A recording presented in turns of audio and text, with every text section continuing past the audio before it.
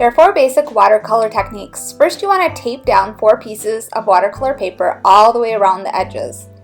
This stretches it. You can soak them first if you want to stretch, which is in another video. The first technique is wet on wet. I'm going to draw a small circle using my whole arm to get a nice sphere shape. And I'm going to mark where I want to leave white. I will not put any water in that white spot, and I'm going to cover the rest of that shape with water. Putting just the right amount takes practice. Sometimes you can put too much, sometimes you're not putting enough down, but this technique is called wet on wet. So I'm dropping in some of the darker values. I'm going to use purple. That's a good dark color. So I'm thinking about where my light source is coming from, which is the top right corner. I'm adding some blue, some green,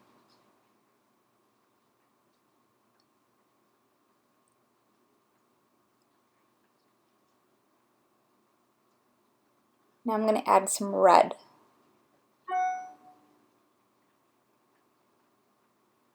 You want to drop in the color, not brush it. Now I'm adding a little bit of orange. So this is mainly going to be kind of like this could be an apple, it could be a round like red bouncy ball. So you want to think about adding colors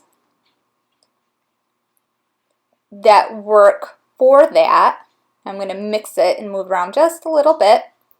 So you move the board instead of brushing. If you don't let the first area fully dry, it will continue to mix while moving the board.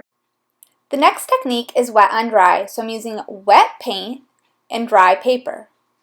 I will take and touch just right on the edge where I left off, and that way they will blend together. It takes practice to get just the right amount of water.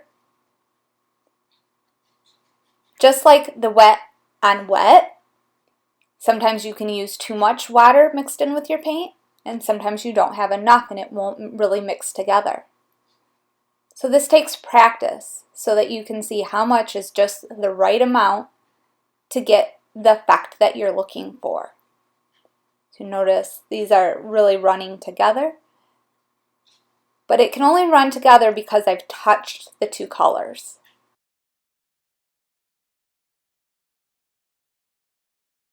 And then I can move the board to get it to run and mix as much or as little as I want.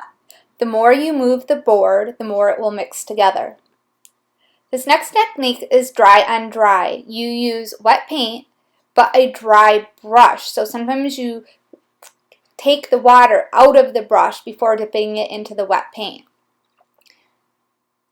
So you can see I'm drying off my brush, and then I'll dip it into the wet paint and then kind of just brush across. This can be great for picking up textures like the bark of a tree.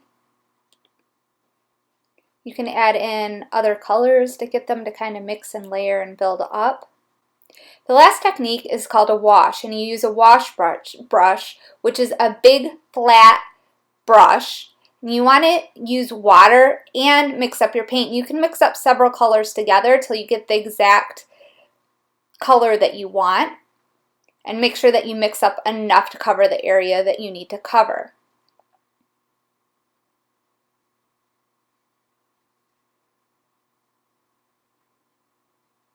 Then you're going to take just plain water and just brush across the page with plain water. Make sure that you've covered every area. If you don't, little spaces will be left. And then you can just brush across. And you can change this and use a different color. So you see me doing that here. So that could be used for like a sunset or something like that. And then again, the more you move the board, the more it will mix together. To lay in clouds, just take a paper towel. Good paper towel is best.